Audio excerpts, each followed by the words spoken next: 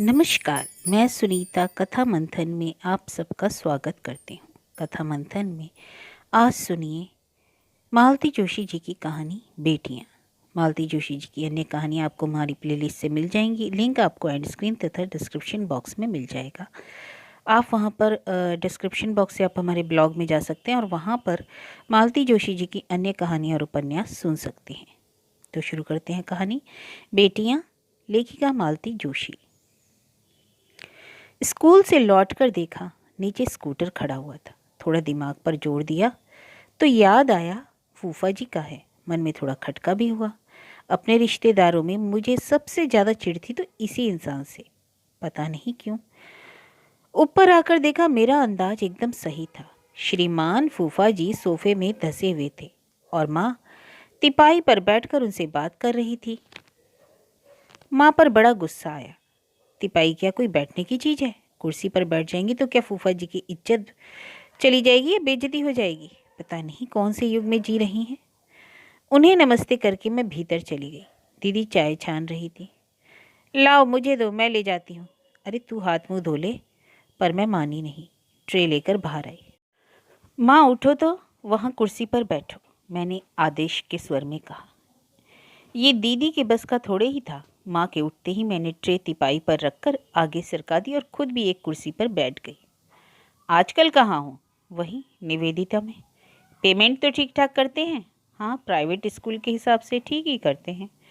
मुझे डर लगा कि अब वे पूछेंगे कितना देते हैं। इस प्रश्न का उत्तर तो मैं गोली ही कर जाती ताकि उन्हें भी तो पता चले कि ऐसा पूछना अभद्रता है। पर उनका अगला प्रश्न था, सुनीता आजकल क्या कर रही है? बंसल ग्रुप में है, पिछले 7 सालों से तो वही है। वे लोग तो बनी हैं, काम कस कर लेते होंगे और पेमेंट के नाम पर ठेंगा। इस प्रश्न का मैंने कोई उत्तर नहीं दिया। फिर वे बोले, विनीता वही है सर्किल ऑफिस में? जी। अब तो उसके 2 इंक्रीमेंट ड्यू हो गए होंगे। कुल मिलाकर कितना पड़ जाता होगा? माँ मुंह खोलने ही वाली थी कि मैंने उनका हाथ दबाकर उन्हें चुप कर दिया और खाली कप लेकर भीतर चली गई। दीदी कितनी अच्छी बात है ना कि हम 3 ही बहनें हैं, नहीं तो शायद यह इंटरव्यू कभी ख़त्म ही नहीं होता। बोर हो गई मैं तो। अरे ये आदमी दूसरी कोई बात ही नहीं करता, दीदी बोली। तुम्हारे आने से पहले यही सब कुछ तो मुझसे पूछा जा चुका है। अरे तो फिर दोबारा पूछने में की क्या तुक थी? कहीं इनकी पोस्टिंग इनकम टैक्स में तो नहीं हो गई? क्या पता, पर उन्हें सबकी सैलरी में बड़ा इंटरेस्ट है। माँ से भी पेंशन का हिसाब ले चुके हैं। छोटी अगर इनके सामने आ गई तो फिर वही सिलसिला शुरू हो जाएगा। हम दोनों ने तो झेल भी लिया, पर उसमें इतना पेशेंस नहीं है। कुछ भी बोल देगी। मैं थोड़ा बाहर ही बैठती हूँ। माँ को भी उनके साथ अकेले छोड़ना खतरे से खाली नहीं है। एहतियात के तौर पर मैं पुनः बाहर आकर बैठ गई। स्कूल में 5 घंटे मगजमारी करने के बाद घर आकर थोड़ी देर लेटने का मन होता है। ईश्वर से मना रही थी कि ये बोर प्राणी जल्दी ही विदा ले ले, पर वे थे कि जाने का नाम ही नहीं ले रहे थे। सोचा होगा अब आए हैं तो तीसरी से भी मिलकर ही जाएंगे। विनीता रोज की तरह 6:15 बजे लौटी। घर में अनचाहे मेहमान को देखकर वह भी थोड़ी बोर ही हो गई, पर नमस्ते तो करनी ही थी। उन्होंने छूटते ही प्रश्नों की बौछार शुरू कर दी। और सुनाओ कैसा चल रहा है? जी ठीक है। आजकल तुम्हारे सीई कौन है? अग्रवाल, आर के अग्रवाल। दफ्तर तो शायद तुम्हारा एमपी नगर में है ना? जी।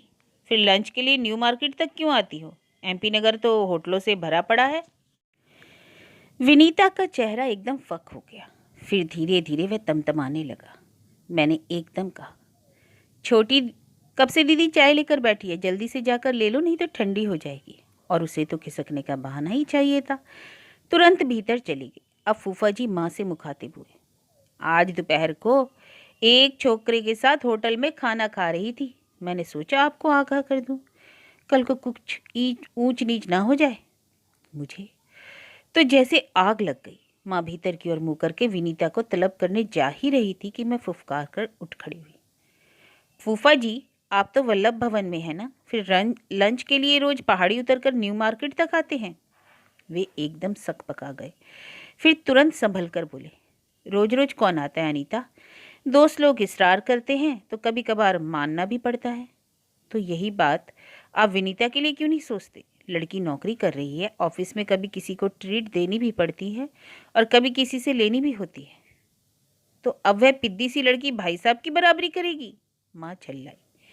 देखिए, मैंने तो अपना समझकर आपको सावधान कर दिया, आगे आपकी मर्जी। नहीं फूफा जी, आपने अगर अपना समझा होता तो वहीं रुककर उससे बात करते, लड़के का पता ठिकाना पूछते। वह तो आपने किया नहीं, शिकायत करने यहाँ दौड़े चले आए। आपको यह शोभा नहीं देता। चुप कर लड़की, माँ गुर्राई। पर मैं चुप नहीं हुई। कहा, फूफा जी, पापा की तिरही खाकर आप जो गए तो उसके बाद आज दर्शन दिए। इस बीच आप लोगों ने कभी यह भी जानने की कोशिश नहीं की कि हम लोग कैसे जी रहे हैं। अपने लोग क्या ऐसे होते हैं? वे एकदम उठ खड़े हुए। चलता हूँ भाभी जी, मैं नहीं जानता था कि आपकी बेटियों के पर निकल आए हैं, उन्होंने कहा और दनदनाते हुए सीढ़ियाँ उतर गए। उनके जाते ही माँ मुझ पर फट पड़ी। 2 मिनट चुप नहीं रह सकती थी तुम? हर बात का जवाब देना क्या जरूरी है? अब वे पूरी बिरादरी में जाकर मेरे नाम के कसीदे पढ़ेंगे कि लड़कियों को क्या अच्छे संस्कार दिए हैं। मुझे बोलने का शौक नहीं है माँ, पर तुम्हारी वजह से बोलना पड़ता है। तुम ही अगर अपने बच्चों का पक्ष लेती, उनकी गलतियों को छुपा लेती तो क्या परेशानी थी? पर नहीं, तुम तो उल्टे सबके सामने ही डांटने डपटने लग जाती हो। अभी भी मैंने फूफा जी को खरी खोटी ना सुनाई होती तो तुम उन्हीं के सामने छोटी का झोटा पकड़कर पूछताछ कर देती।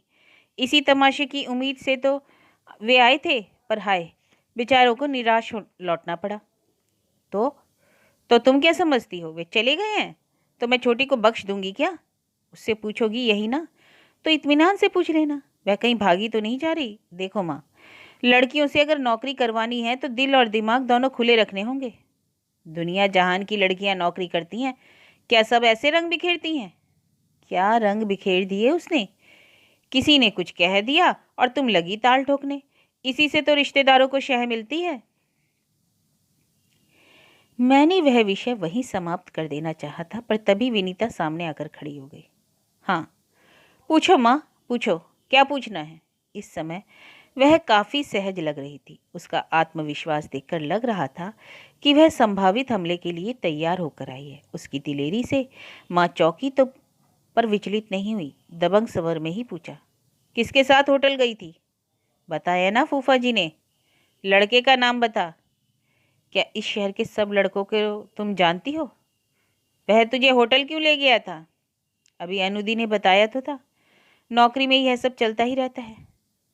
तेरे पापा भी तो उसी दफ्तर में थे, सुपरिटेंडेंट थे, पर उन्हें तो कभी किसी ने खाने का निमंत्रण नहीं दिया। तो यह कसूर मेरा नहीं है माँ, और तुम अगर जरा जरा सी बात यूं पंचायत लेकर बैठ जाओगी तो ठीक नहीं होगा, कह देती हूँ। उसने जैसे धमकी ही दे डाली। सुनीता दीदी ने बीच बचाव किया। यह बात नहीं है विनी, तुम इतनी छोटी हो, इसी से फिक्र होती है, और तुम्हारा दफ्तर तो घाघ लोगों से भरा पड़ा है। तो यह तब नहीं पता था जब मुझे नौकरी पर भेजा गया? छोटी तो मैं तब भी थी, शायद आज से भी 3 साल छोटी थी। उसका रुख एकदम आक्रामक हो गया। नौकरी को लेकर वह बेहद टची हो गई है। सब जानते हैं कि नौकरी उस पर जबरन थोपी गई है, और यह जतलाने का एक भी मौका वह हाथ से जाने नहीं देती। नौकरी करने का मतलब यह तो नहीं कि जिस तिस के साथ गुलछर्रे उड़ाती फिरो। माँ बदस्तूर जारी थी। अब बस भी करो माँ, विनीता, भगवान के लिए तू ही चुप हो जा। चल, कमरे में चलकर आराम करते हैं। आई हूँ तब से यही चकचक मची हुई है। मैं उसे खींचकर कमरे तक ले गई। वह हम बहनों का साझा कमरा था, पर उसने मुझे भीतर आने ही नहीं दिया। एक तरह से परे धकेल कर दरवाजा बंद कर दिया, और मैं अपमानित सी बाहर ही खड़ी रह गई। दीदी रसोई में सब्जी काट रही थी। मैं भी पहुंच गई। लाओ, मैं कुछ करवा दूं? क्यों, आज ट्यूशन नहीं जाना है क्या? जाना भी चाहूँ तो कैसे जा सकती हूँ? वो महारानी तो दरवाज़ा बंद करके बैठ गई हैं। आई हूँ तब से मैंने ना मुँह धोया ना कपड़े बदले हैं। ऐसी भूतनी सी कैसे चली जाऊँ? आज ना जाओ तो अच्छा है। क्यों? माँ को एक तुम ही तो काबू कर सकती हो। मुझे तो घास भी नहीं डालती, तुमसे ही डरती है। आज तुम ना होती तो अच्छा तमाशा हो जाता। तमाशा वैसे भी कौन सा कम हुआ है। आज तो हमने झुग्गी झोपड़ी वालों को भी मात कर दिया, मैंने कनस्तर से आटा निकालते हुए कहा। अरे रहने दे, दीदी परात खींचने लगी। तो मैं यहाँ बैठकर क्या करूँगी? तुम्हारा मुंह देखूंगी? वही देखने लायक होता तो क्या बात थी। दीदी ने उस सांस भर कर कहा। अपने सामान्य रंग रूप को लेकर बेचारी बड़ी कुंठित रहती है। उनकी यही व्यथा उन शब्दों में प्रकट हो रही थी। विषय बदलने की गरज से मैंने कहा, और माताराम कहाँ हैं? गैलरी में बैठी चौधरी आंटी की प्रतीक्षा कर रही हैं, प्रवचन में जाना है ना। बेचारी चौधरी आंटी, वह इन्हीं की तरह फुर्सत में थोड़े ही है। बेचारी घर भर को खाना खिलाएगी तब बाहर निकलेंगी, और यहाँ तो फुर्सत ही फुर्सत है। अच्छा दीदी, अगर हमारे यहाँ 3 बहनें नहीं सब भाई होते तो माँ क्या करती? उन्हें भी रसोई में जोत देती। तुम्हारा दिमाग भी कभी कभी खूब दौड़ता है। दीदी मेरी बात पर हंस रही थी, पर मैंने कोई गलत नहीं कहा था। पापा की मृत्यु के बाद से माँ ने किचन में पाँव नहीं दिया। कहती अब किसके लिए बनाऊं, जैसे हम लोगों का कोई वजूद ही ना हो। हमेशा अपने दुख को लेकर बिसूरती रहती। कभी यह नहीं सोचा कि केवल उन्हीं पर वज्रपात नहीं हुआ है, उनकी बेटियां भी अनाथ हो गई हैं। उनका रुख देखकर हम लोगों ने आपस में काम बांट लिया। दीदी सुबह 9 से 2 बजे तक काम पर जाती थी। मेरा स्कूल 12 से 5 तक का था, इसलिए सुबह का खाना मैं बनाती थी। शाम को दीदी देख लेती थी। विनीता छोटी थी और हमेशा छोटी ही बनी रही। भाभी जी, नीचे से चौधरी आंटी की आवाज़ आई और माँ तो तैयार ही थी। उन्होंने भीतर आकर जैसे दीवारों से कहा, मैं जा रही हूँ, और चली गई। हम दोनों निशब्द उनका सीढ़ियों से उतरना सुनते रहे। बड़ी देर बाद दीदी बोली, अनु माँ का ना कुछ करना होगा। क्या? देखो ना, इतना पूजा पाठ करती है, व्रत उपवास करती है, सत्संग में जाती है, पर उनके स्वभाव में कोई परिवर्तन नहीं आता, बल्कि और भी बदतर होता जा रहा है। दीदी ठीक कह रही थी। पापा की मृत्यु के बाद से माँ बहुत ही चिड़चिड़ी हो गई थी। पता नहीं कैसी असुरक्षा की भावना उनके मन में घर कर गई थी। वे हर किसी को संदेह की दृष्टि से देखने लगी थी। मेरी तो उनसे हमेशा झड़प हो जाती थी। दीदी बेचारी बहुत शांत और सहनशील है, पर मैं बहुत मुंहफट हूँ। किसी की गलत बात तो मैं सह ही नहीं सकती। विनीता को इतने दिनों तक हम लोग छोटी सी मासूम सी गुड़िया समझते थे, पर जब से नौकरी करने लगी वह मेरे भी कान काटने लगी है। माँ चली गई तो दीदी ने कहा, अनु एक बार दरवाज़ा खटखटा कर देख ना, मुझे डर लग रहा है। तुम क्या सोचती हो, क्या वह पंखे से लटक जाएगी? चुप कर, जो मुंह में आया बोल देती है। फिर डर किस बात का लग रहा है, मैंने छेड़ा। दीदी झेप गई, यही डर लग रहा है। आजकल रोज़ तो किससे सुनती हूँ। फिर भी तुम्हें डरने की ज़रूरत नहीं है। आत्महत्या वे करते हैं जिनके सपने टूट जाते हैं। विनी ने तो अभी सपने देखना शुरू किया है, और मेरा अनुमान एकदम सही था। करीब 8:30 बजे वह बाहर निकली और रोज की तरह लड़िया कर बोली, दीदी खाने का क्या डिलडॉल है, बहुत भूख लग रही है। खाना तो लाडो कब से तैयार है। मैंने कहा, हम तो बस तुम्हारे कोप भवन के खुलने का प्रतीक्षा कर रहे थे। रोज की तरह तीनों खाने की मेज पर बैठी। माँ ने रात का खाना करीब करीब छोड़ ही दिया था, फिर भी विनीता ने पूछ ही लिया, माता श्री क्या आज फिर उपवास पे हैं? उपवास भी है और उन्हें प्रवचन में भी जाना था। उनसे कहो यार कि मज़े से दोनों वक्त खाए पिए और खुश रहें। जियो और जीने दो। भूखी रहती है तो दिमाग में गर्मी चढ़ जाती है और सारा घर परेशान होता है। उसके इस कथन पर हमने कोई प्रतिक्रिया व्यक्त नहीं की और चुपचाप खाना शुरू कर दिया।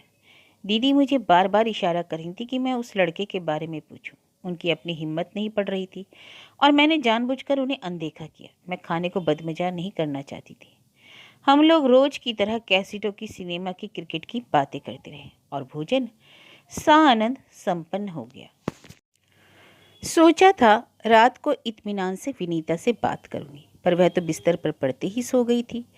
दिन भर की थकान और तनाव अब उसके चेहरे से गायब थे और वह एक बच्ची की तरह मासूम लग रही थी। दीदी भी ज़्यादा देर तक जागने की आदी नहीं, सुबह 5 बजे से उठ जाती है, इसलिए रात 10 बजते बजते उनकी आंखें झपकने लगी। मैं लेकिन देर तक सो नहीं सकी। सोचने का रोग मुझ में कुछ ज़्यादा ही है। पापा की मृत्यु के बाद से ये बीमारी कुछ ज़्यादा ही हो गई है।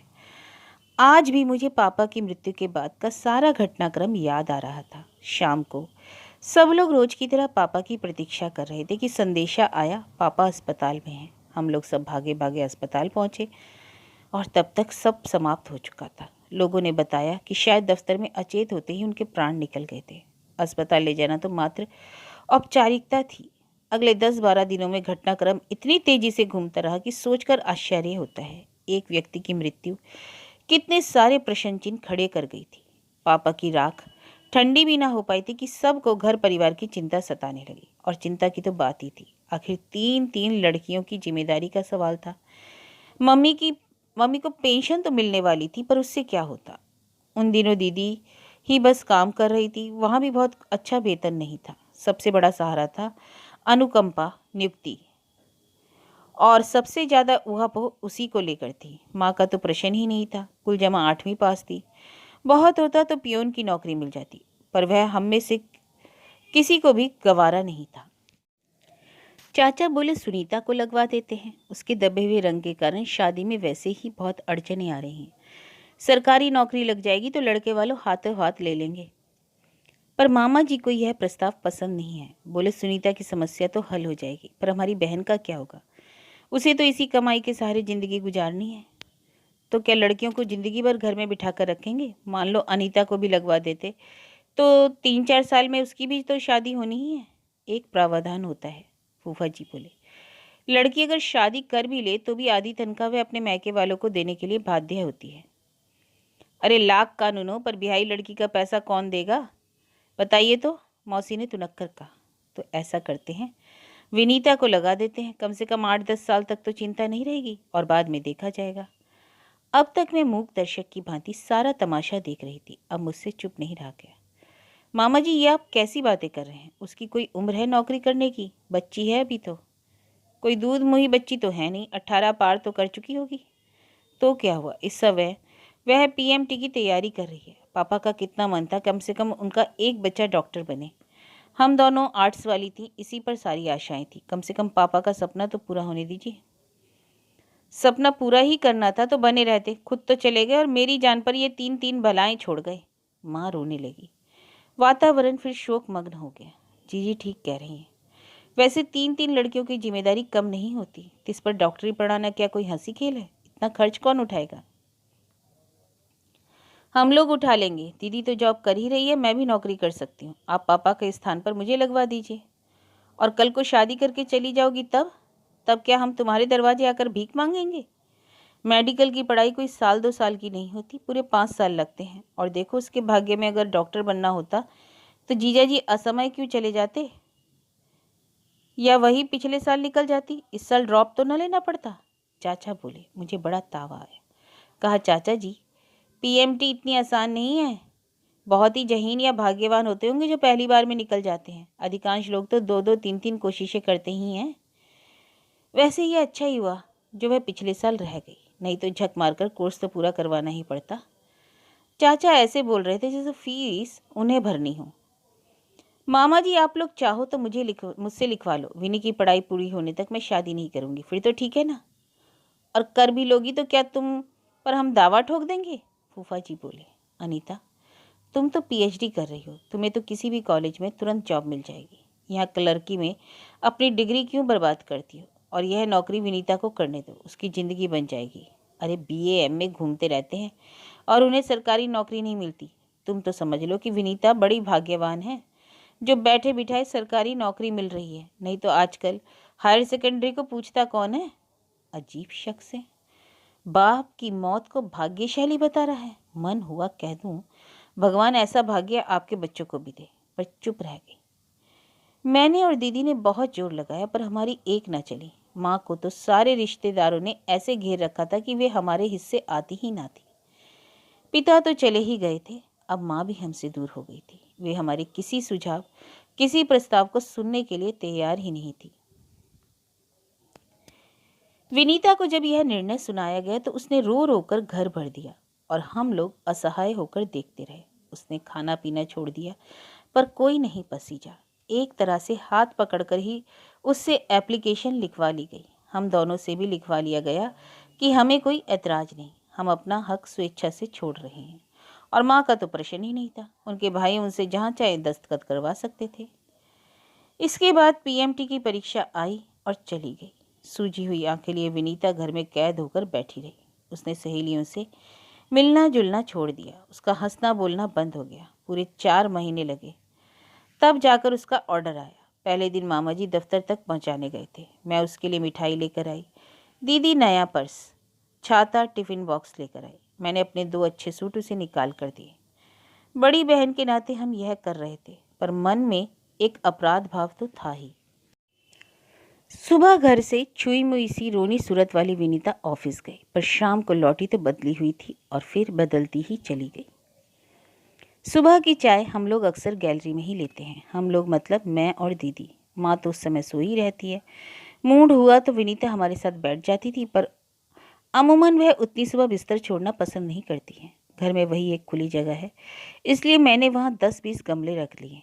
उनकी सास संभाल का भी वही समय होता है। उसके बाद तो पूरा दिन भाग दौड़ में ही बीत जाता है। चाय पीकर रोज की तरह दीदी अखबार देखने लगी। मैं मनी प्लांट के पत्तों को गीले कपड़े से पोंछ रही थी, तभी विनीता की महीन सी आवाज़ आई, दीदी चाय है? हाँ हाँ बिल्कुल है, जा जल्दी से कप ले आ। उसके भीतर जाते ही दीदी फुसफुसाकर बोली, लगता है महारानी का दिमाग आज ठिकाने पर है। मैं कुछ नहीं बोली, चुपचाप अपना काम करती रही। विनीता भी तब तक कप लेकर लौट आई। चाय की चुस्कियाँ लेते हुए उसने कहा, अनु दीदी, आप कभी कोहिमा गई हैं? वहाँ के मनी प्लांट्स देखिए, you can't imagine such a big size. बातों का सूत्र पकड़कर मैंने पूछ लिया, कल कोहिमा गई थी? उसने स्वीकार के साथ दीदी शुरू हो गई, किसके साथ गई थी? पराग के साथ। पराग शुक्ला तुम्हारे दफ्तर में है? नहीं, शुक्ला अंकल का लड़का है, वो एक बार मुझे घर छोड़ने नहीं आए थे, उन्हीं शुक्ला जी का बेटा। अच्छा अच्छा, वो कंट्रैक्टर साहब, क्या बेटा भी उनके साथ ठेकेदारी करता है? नहीं, वो तो मंडी द्वीप की किसी फैक्ट्री में है, इंजीनियर है। नहीं, डिप्लोमा है।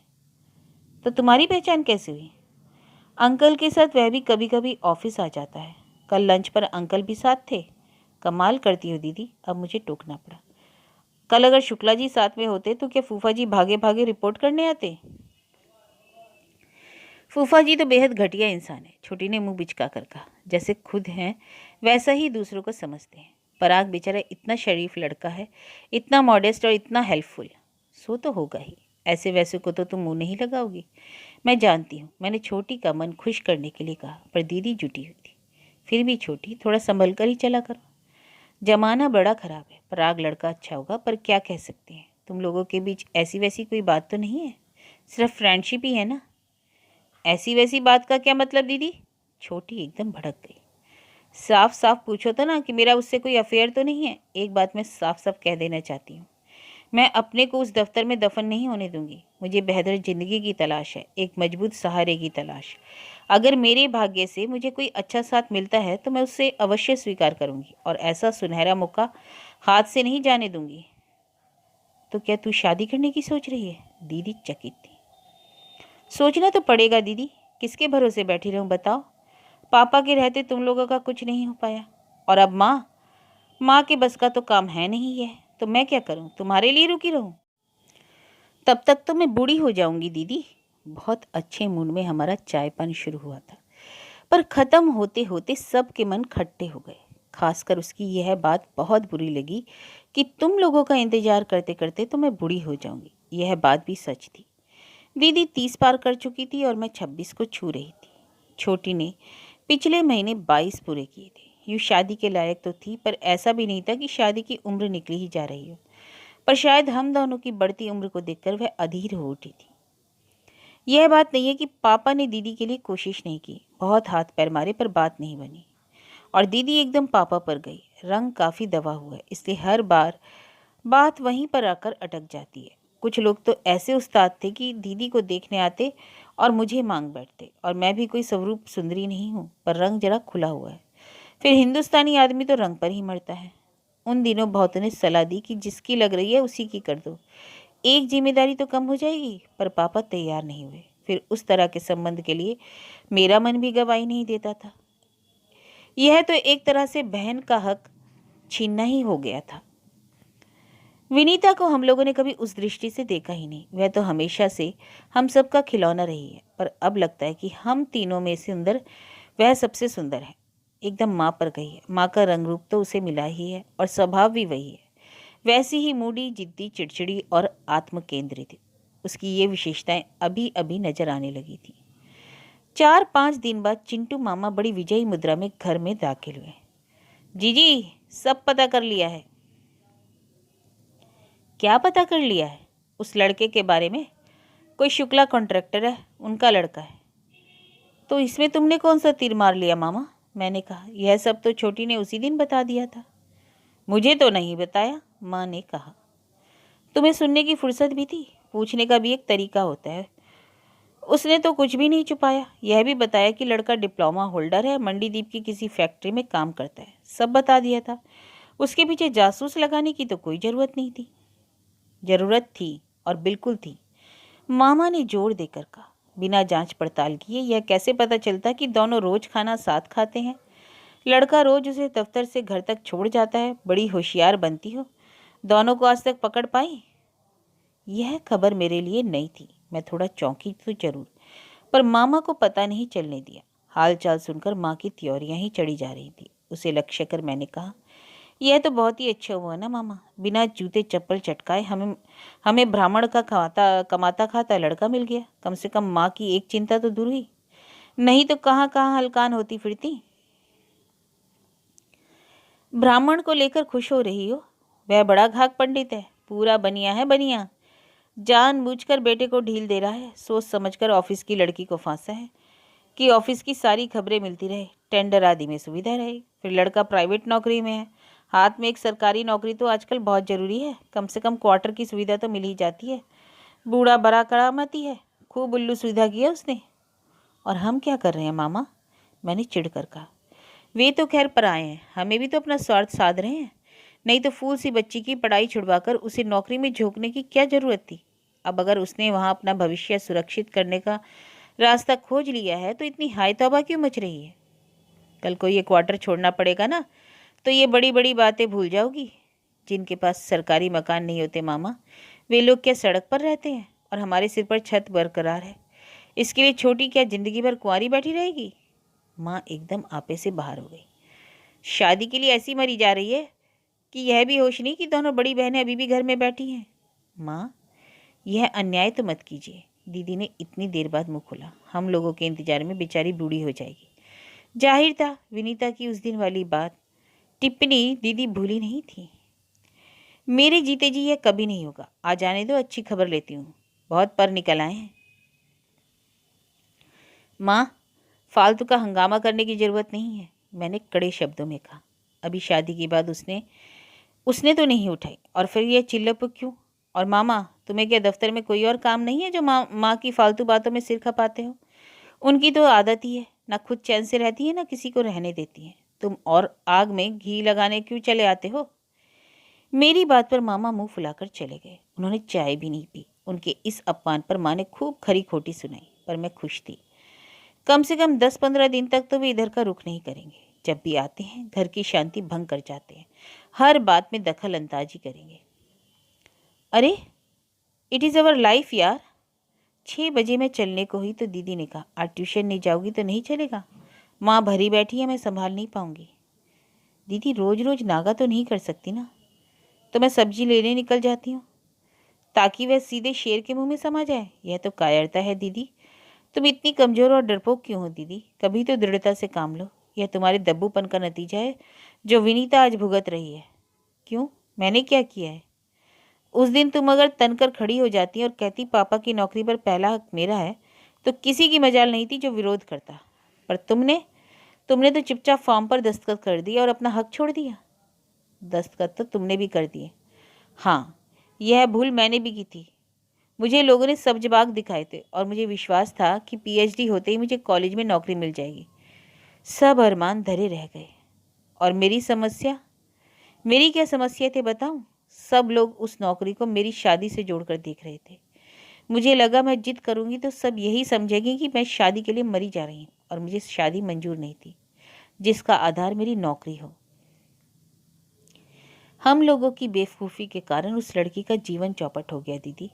अब हमें उस अन्याय का परिमार्जन करना होगा। सही गलत वह जो भी कर रही है, उसमें हमें उसका साथ देना है। कम से कम माँ के कोप से तो उसे बचाना ही है।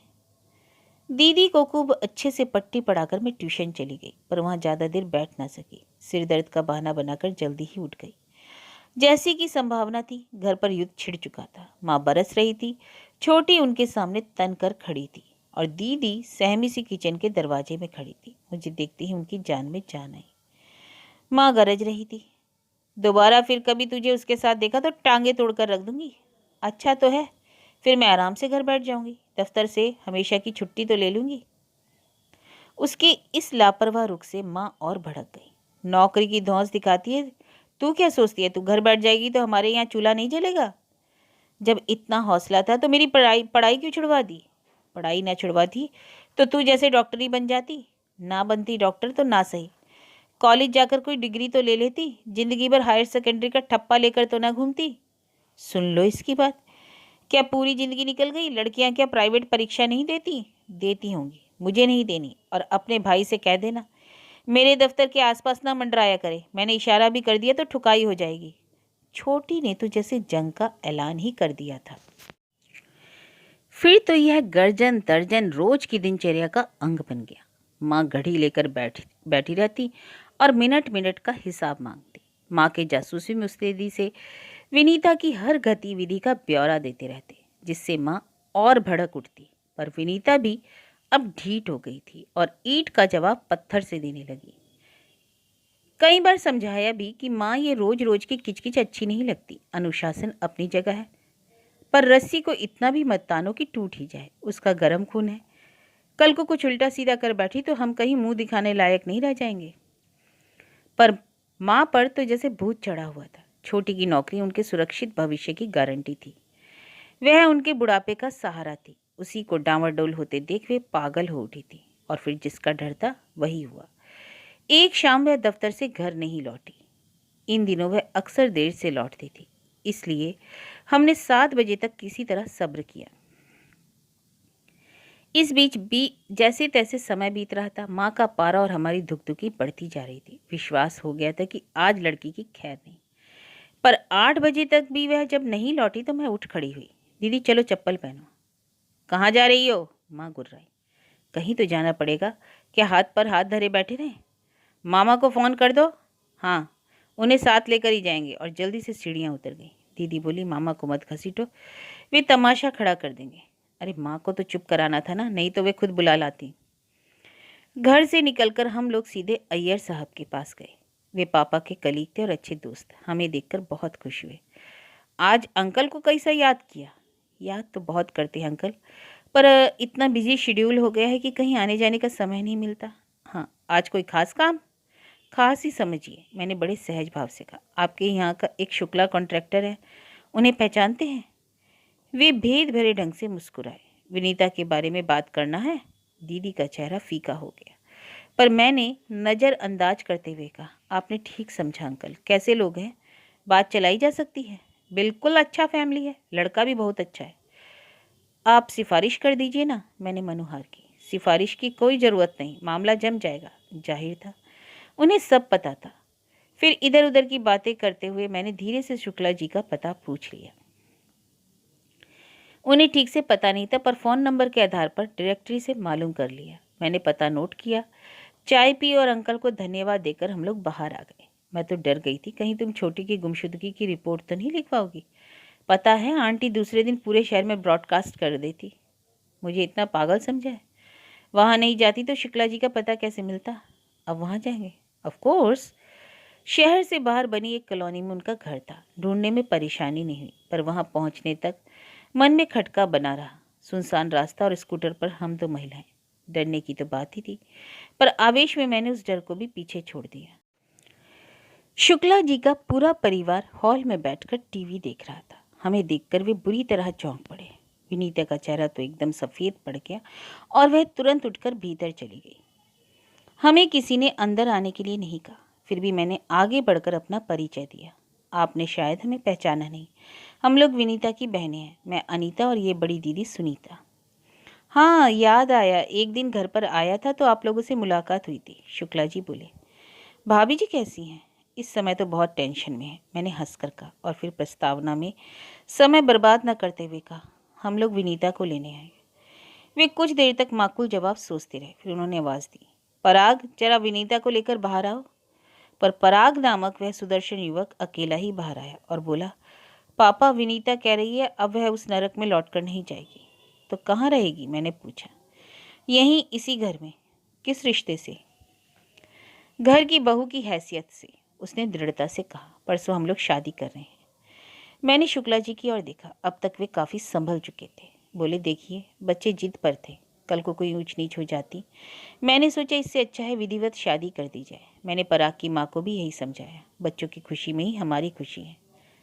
थैंक यू अंकल, मैंने उठते हुए कहा। आपका हाथ इन दोनों के सिर पर है, अब हमें कोई चिंता नहीं। विदा लेकर हम दोनों बाहर आ गए। बाहर आते ही दीदी बोली, ये क्या बात हुई, इतनी दूर आए और खाली हाथ जा रहे हैं? खाली हाथ क्यों दीदी? हमने लड़का देखा, लड़के का घर बार देखा, लड़के के बाप का रुख देखा, क्या यह कम है? तो अब क्या इरादा है? यही मैं तुमसे पूछ रही हूँ, अब तुम्हारा क्या विचार है? यह हमारी परीक्षा की घड़ी है, बड़ी सूझबूझ से काम लेना होगा। हमने अपनी गुड़िया सी बहन के साथ बहुत अन्याय किया है।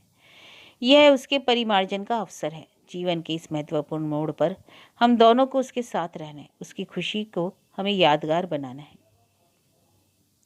और माँ से हम लड़ जाएंगे। फिलहाल उन्हें कुछ बताने की ज़रूरत नहीं है। यही कह देना कि दफ्तर में बहुत देर हो गई थी, तुम्हारे डर के मारे वह अपर्णा मौसी के यहाँ रुक गई है। तुम कहोगी तो माँ विश्वास कर लेगी। पता नहीं माँ ने हमारी बात पर विश्वास किया या नहीं। उसकी चिंता करने की हमें फुर्सत नहीं थी। समय इतना कम था और सामने इतने सारे काम। कमरे का दरवाज़ा बंद करके पूरी रात हम दोनों प्लानिंग करती रही, बजट बनाती रही, कार्ड का मजमून तैयार करती रही। सुबह सबसे पहले हमने एक एक एप्लीकेशन ठोकी और घर से निकल ली। माँ से यही कहा कि छोटी को लेने जा रही हैं, तुम्हारे डर के मारे वह अकेली नहीं आएगी। बाहर निकलकर हम लोगों ने 5-7 होटलों का मुआयना किया, एक हॉल बुक कर लिया, वहीं पर 150 लोगों के लिए भोजन का भी ऑर्डर दे दिया। एक बार होटल तय होने के बाद ही निमंत्रण पत्र छपने के लिए दिए जा सकते हैं। एक पंडित जी को पकड़ा, पूजा सामग्री की व्यवस्था भी उन्हीं की को सौंप दी। हार फूल का ऑर्डर दे दिया। बैंड बाजे का जुगाड़ हमारे बस का नहीं था। हमने एक ऑर्केस्ट्रा पार्टी बुक कर दी। फिर छोटी के लिए बनारसी साड़ी और दूल्हे के लिए रेशमी कुर्ता और धोती जामा खरीदा। और इतना करते करते ही हमारी बैंक बिल्कुल खाली हो गई। दीदी को कार्ड के लिए भेजकर मैं अगले प्रबंध के लिए घर आ गई। देखा तो वहाँ पूरा कुनबा मौजूद है। माँ की इंटेलिजेंस ब्यूरो की दाद देनी पड़ी। वे लोग जरा भी गाफिल नहीं थे। मैंने चेहरे पर जरा भी शिकन नहीं आने दी। हंसते हुए कहा, कितना अच्छा हुआ जो आप सब लोग यहीं मिल गए। मैं यहीं पर आप सबको विनीता की शादी का निमंत्रण दे रही हूँ। कार्ड अभी आ ही रहा है। मैं जबानी बतला दूं कि कल शाम 7 बजे हिंडोला महल में। सब के सब अवाक, सब मेरा मुंह देख रहे थे। माँ की आंखों से तो अंगार बरस रहे थे। लग रहा था जैसे अभी मेरे बाल पकड़कर मुझे झिझोड़ डालेगी। बड़ी देर बाद फूफा जी बोले, यहाँ तो सब मिली भगत है, नहा कर हमें परेशान कर दिया और एक दिन की छुट्टी भी बर्बाद हो गई।